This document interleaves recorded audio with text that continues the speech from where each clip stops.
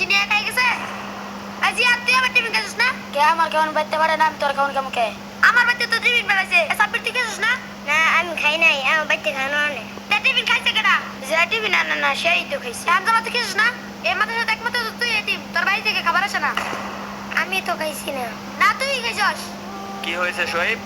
হুজুর ওই আমার খাবার খাই বলছে কে তোমার খাবার খাইছে? হামজালা হামদাল্লাহ, তুমি কি ওর খাবার খাইছো? না হুজুর আমি তো খাইছি না আমি মিথ্যা কথা বলতাছি হয়তো বলতেছে তোমার খাবার খায় নাই, তুমি শুধু শুধু তার সন্দেহ করতেছো কেন? হুজুর এই মাদ্রাসার ওই শুধু এতিম ওর বাড়ি থেকে খাবার আসে না